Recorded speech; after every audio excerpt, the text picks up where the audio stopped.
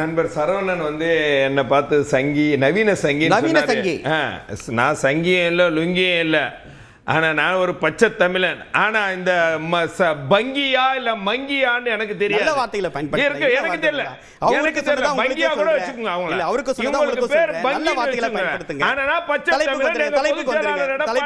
பச்சை தமிழன் விமர்சனம் வேண்டாம். ஓகே தெரிஞ்சுங்க. அது அவர் கூட சொல்ல பாரு, ஊரக வேலை வாய்ப்புல பொதுச் செயலாளர் வந்து காந்தி பேரை எடுத்ததுக்கு வரவேற்றுட்டாரா. பேப்பர் படிச்சா தெரியும். எங்க வரவேற்றாரா? அதுல 16 நாள் நீங்க கொடுக்குறீங்க, வேலை கொடுக்குறீங்க. அதுல உங்க குளறுபடி சொன்னாரு. அவர் என்ன சொன்னீங்க, எஸ்பி வேலுமணி என்ன நீங்கள் வெற்றி பெற்றது இப்ப 50,000 வாக்குகள் வித்தியாசத்தில் வெற்றி பெற்றிருந்தால் இந்த எஸ்ஐஆர் முன்னாடியே நடந்திருந்தால் அது 1,00,000 வாக்குகளாக இருந்திருக்கும். இதுதான் எங்களுடைய கான்செப்ட். இப்போ சொன்னார் என்ஐஏ சட்டத்துக்கு ஓட்டு போடுங்க. வக்பு சட்டத்தை இங்கே எதிர்த்துட்டு இந்த வக்பு மசோதாவை முதல்ல தமிழகத்தில் அமுல்படுத்திய கட்சி திராவிட முன்னேற்ற கழகம். ஒரே ஒரு சொல்லி முடிச்சிடும் சார். அப்போ ஒரு பக்கம் எங்களை வந்து பிஎல்ஏ 2வே இல்லை, நீங்க போகவே இல்லைங்கிறாங்க. ஒரு பக்கம் நீங்க என்ன சொல்றீங்க, அதிகாரிகளை தற்கொலை பண்றாங்களே எப்படின்னு. அப்ப அதிகாரிகள் தற்கொலை பண்ணது காரணம் திமுக. நாங்களாம் போவே இல்லையா, எங்களுக்கு பயமே இல்லையா. நீங்க எப்படியா நடத்திட்டு போங்க, தேர்தல் அதிகாரி நடத்திங்க, நாங்களாம் போகல. அப்ப யாருக்கு அதிகாரிகளுக்கு தற்கொலை யார் பிரஷர் கொடுத்திருப்பா? நீங்க தான் கொடுத்திருப்பீங்க. இன்னொன்னு குறுகிய காலம் சொல்றேன், முடிச்சிடறேன். குறுகிய காலம் சொன்னேன் சார். இதுவரைக்கும் நடந்த எஸ்ஐஆர், இதுவரைக்கும் இந்தியாவில் நடந்த எஸ்ஐஆர்கள் 2 வருடம் நடந்திருக்கிறது. எப்படின்னா ஒவ்வொரு மாநிலத்தும் ஒவ்வொரு காலகட்டத்தில் நடக்கும். அதிகபட்சமாக 45 நாள்கள் தான் நடந்திருக்கிறது. ஒரு மாநிலத்தில் முழுக்க 45 நாட்கள் தான் நடந்திருக்கு. இப்ப இந்த 30 நாள்ல சரியா எங்க தெளிவா வந்துடலையா? ஒரு பிஎல்ஓக்கு மொத்தமே 300 வீடு சார். 300 வீடு சார். இதை வந்து நீங்க எத்தனை ஆயிரம், 85,000 ஊழியர்கள் செய்யறாங்க. எத்தனை இதுல நீங்க இந்த பங்கிகள் வேற சேர்ந்து பண்ணாங்க. ஏன் தற்கொலை பண்ணிக்கிட்டாங்க? ஏன் அடிக்கடி கால அவகாசத்தை நீட்டிச்சாங்க? அவகாசம் நீடிச்சது தப்பா? இல்ல இல்ல, நீங்க தான் சொன்னீங்க தற்கொலை பண்ணதுக்கு நாங்க தான் போகலையா? அப்ப யாரு பிரஷர் கொடுத்திருப்பா? நீங்க தான் கண்டுக்கறலையா? அப்படி இருந்தோம் சார். நான் என்ன சொல்றேன், இறந்தவர்களும் இரட்டை உள்ளவர்களும் நீக்கப்பட்டு அதுல 31 லட்சம். எங்க கடந்த முறை 2021 அதிமுக தோட்டது 3% வாக்குகள் வித்தியாசத்தில். அதெல்லாம் 13 லட்சம் வாக்குகள் வித்தியாசத்தில். இன்றைக்கு 31 லட்சம். அது விடுங்க, நீங்க இடம் மாறியவர்கள் வந்து மொத்தமாக கூட சொல்லட்டும். 31 லட்சம்ங்கிறது உறுதியாயிருச்சு. இந்த 31 லட்சம் யாருக்கு இது? எல்லாம் அதில் நீங்க தானே செத்தவன் பேர்ல ஓட்டு போடுறதானே உங்களுக்கு பழக்கம் பண்ண உண்டு. அப்புறம் வந்து இப்ப 2வது பேர் சேர்க்கறதுக்கு 50 நாள் அவகாசம் இருக்கு சார். அதுக்குள்ள எதுக்கு உங்களுக்கு பதட்டம்? ஏன் பயப்படுறீங்க? சேர்க்க வேண்டியதானே. எதுக்கு பதட்டப்படுறீங்க? நீங்க இப்ப சேர்க்கணும். முன்னாடி என்ன சொன்னாங்க? இப்ப எதுக்கு எடப்பாடி பழனிசாமி அவர்கள் உங்களுடைய கட்சி நிர்வாகிகளுக்கு உத்தரவிட்டார், வீடு வீடா போங்க, ஒருத்தரும் விடுபடக்கூடாதுன்னு ஏன் சொல்றாரு? அதான் அது 66 லட்சம் பேர் இருந்தா சேர்ந்துருங்க. பதற்றமா என்னது? அது பதட்டம் இல்ல சார். சேருங்க. விடம் மாறியவர்கள், இங்க விடுபட்டவர்கள் சேருங்க. ஆனா இறந்தவர்களை சேர்த்துறாதீங்க. நாங்க சொல்றோம், அவங்க இறந்தவர்கள் சேருங்கப்பா, நீங்க இரட்டைக்கு ஓட்ட சேருங்கப்பாங்கிறாங்க. இது சார் திமுகவினுடைய நாடகங்கள்ல முன்னாடி என்ன பண்ணாங்க, இவிஎம் மிஷின். சரி, இவிஎம் மிஷின் சொன்னாங்க சார். இவிஎம் மிஷினால் தான் நாங்கள் தோற்றோம். 19, 21, 24 இவிஎம் மிஷின் நடந்தது. இப்ப இவிஎம் மிஷினுடைய முதல் சந்தேகத்தை எழுப்புனது யார் தெரியுமா? யார் எழுப்புனது? அதிமுகவுடைய அப்போதைய பொதுச் செயலாளர் ஜெயலலிதா. சரி கேளுங்க சார். இல்ல நீங்க குழப்பிடாதீங்க. இவிஎம் மிஷின்ல எழுப்பணும். அதற்கு பிறகு தேர்தல் ஆணையம் அதை நிரூபிச்சதுக்கு அப்புறம். ஆனா இன்னைக்கும் இந்த இவிஎம் மிஷின் இப்ப இந்த மாதிரி இந்த எஸ்ஐஆர் நீங்க எதுக்கு பயப்படுறீங்க?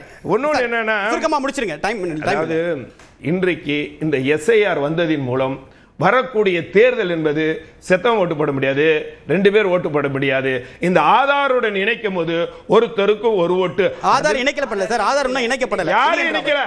தமிழ்நாட்டுல எல்லா ஆதாரோட தான் சார் வாங்கியிருக்காங்க. Sir optional sir. ஆப்ஷனல் இல்ல, நீங்க நல்லா பாருங்க. ஆப்ஷனல் ஆனா இல்ல ஆப்ஷனல். Optional sir. ஒரு நிமிஷம் சார். சுப்ரீம் கோர்ட் ஏத்துக்கிச்சு சார் கடைசில. இல்ல சார் ஆப்ஷனல். ஆதார் இணைக்காம எந்த ஃபார்ம் வாங்கல சார். இப்ப என்னன்னா ஒருவருக்கு ஒரு ஆதார் பல ஒருவருக்கு ஓட்டு என்று நிர்ணயிக்கும் போது சேரும் போது சரியா வரும், தெளிவு பிறக்கும். கள்ள ஓட்டு போட முடியாது. 2026 அதிமுக மாபெரும் வெற்றி பெறும், ஆட்சி அமைக்கும், தனித்தே கூட வெற்றி பெறும். அந்த அளவுக்கு மக்கள் செல்வாக்கு இன்றைக்கு அரசாங்கம்.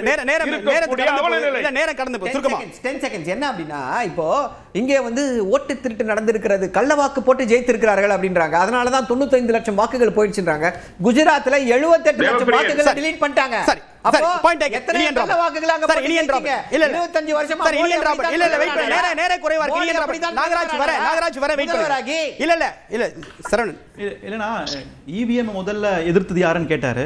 99 காலகட்டத்தில் EVM முதல்ல எதிர்த்தது அத்வானியும் வாஜ்பாயும் தான்.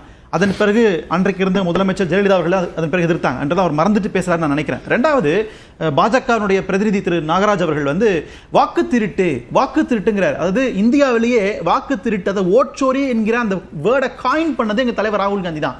அதை வந்து வெற்றிகரமா நடத்துறது பாஜகன்ற குற்றச்சாட்டை இந்தியா முழுக்க வச்சிருக்காரு. இப்ப அந்த வார்த்தையை தூக்கிட்டு வந்து வச்சுக்கிட்டு இங்க தமிழ்நாட்டுக்குள்ள வாக்கு திருட்டு கதறிட்டு இருக்காங்க. இங்க அதாவது வாக்கு திருட்டுல எக்ஸ்பர்ட் அவங்க தான். வாக்கு திருட்டுல எக்ஸ்பர்ட் அவங்க தான். இங்க வந்து நான் வெயிட் பண்ணுங்க வந்துறேன். இங்க டெலிஷன் மெத்தட் இல்ல, அடிஷன் மூலமாக இங்க வந்து வட இந்திய தொழிலாளர்களை உள்ள சேர்ப்பது அவங்க தான். அதனால அவர் வந்து புரிஞ்சுக்கணும் என்ன சொல்றாருன்றது. ரெண்டாவது வந்து நேத்து மதியம் வந்து அதிமுக பொதுச் செயலாளர் எடப்பாடி பழனிசாமி அவர்கள் என்ன சொல்றாருன்னா, இந்த டிராஃப்ட் பட்டியல், வரைவு பட்டியல் வந்து வரவேற்க தகுந்தது, எல்லாம் சரியா வந்துருச்சுட்டாரு. அதுக்கப்புறம் என்ன அறிக்கை வருதுன்னா வந்து அதிமுக பிஎல்ஏக்கெல்லாம் போய் சரி பாருங்கிறாரு. அப்ப அவரோட கருத்துல இரட்டை நிலைப்பாடு இருக்கு பாருங்க. முதல்ல சரின்னு சொல்றாரு, அப்புறம் போய் வெரிஃபை பண்ணுங்கிறாரு. ஒரு சந்தேகம் வந்திருக்கு. அப்படியே சொல்றாரு. சரி ஜி நாகராஜ் நிறைவு கருத்து. வாக்கு திருட்டுன்னு எப்படி சொல்றான்னா, ஏன் திமுக அலறாங்கன்னா, வாக்காளர் பட்டியல்ல பெயர் இருக்கும், ஆட்கள் இருக்க மாட்டாங்க. ஆனா பெயர் இருந்தா போது ஓட்டு போடலாம். சோ பெயர் இருப்பவருக்கு தகுந்த மாதிரியான அடையாள அட்டையை உருவாக்கி அதன் மூலம் கள்ள ஓட்டு போட்டு திமுக வெற்றி பெற்றிருக்கிறது என்பதைத்தான் நான் விஞ்ஞான ரீதியான ஊழல் சொல்றேன். இல்ல குஜராத்ல திமுக ஏன் அலறுதுன்னா, குஜராத்ல எப்படி ஜெயிச்சீங்க? 28 லட்சம் வாக்காளர்களை இல்ல சரவணன் ரன்னிங் கமெண்ட்ரி வேண்டாம். அவரோட கருத்து இல்ல சரவணன் நீங்க வெயிட் பண்ணுங்க. நீங்க பேசும்போது அமைதியா இருங்க. நான் சொல்றது கேட்டுக்க முழுசா. சொல்லுங்க. ஒரு உதாரணம் சொல்லிடுறேன். காலப்பட்டியில தொடர்ந்து திமுக ஜெயிக்கிற இடத்துல 300க்கு 400க்கு மேற்பட்ட நியூமரேஷன் ஃபார்ம் கொண்டு போய் கொடுத்தா வாங்குவதற்கு ஆள் இல்லை. Is the reality. விஞ்ஞான ஊழலுக்கு மிகச்சிறந்த உதாரணம் இது. விஞ்ஞான வாக்கு திருட்டுக்கு மிகச்சிறந்த உதாரணம் இது. திமுக இந்த மாதிரி ஓட்ட வைத்துதான் வெற்றி பெற்றது. அதனாலதான் அலறாங்க. திரு நாகராஜ், எனக்கு ஒரு கேள்வி இருக்கு. அண்மையில் உச்ச நீதிமன்றத்தில் இந்த பீகார் எஸ்ஐஆர் விவகாரம் தொடர்பான வழக்கு விசாரணைக்கு வர்றப்ப இசி ஒரு சப்மிஷன் சொல்றாங்க. நாங்க 2023 டூப்ளிகேட் ஓட்டர்ஸை ஐடென்டிஃபை பண்ற சாஃப்ட்வேரை ஆஃப் பண்ணி வச்சிட்டோம், அது எந்த பிரயோஜனமும் இல்லை அப்படின்னு சொல்றாங்க. ஏன் அந்த சாஃப்ட்வேரை இசிஐ ஆஃப் பண்ணிச்சு? யாருடைய கட்டளையின் அடிப்படையில், உத்தரவின் அடிப்படையில் அந்த முடிவை அவங்க எடுத்தாங்க?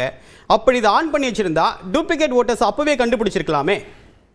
சார், ஆதாரோட இணைக்கணும்னு சொன்னப்போ குரங்கு படத்தை எல்லாம் போட்டு ஆதார காமிச்சு எதிர்ப்பு தெரிவிச்சது யாரு? காங்கிரசும் திமுகவும். இன்னைக்கு ஆதார் வேணுங்கிறாங்க, எடுத்துக்கலாங்கிறாங்க.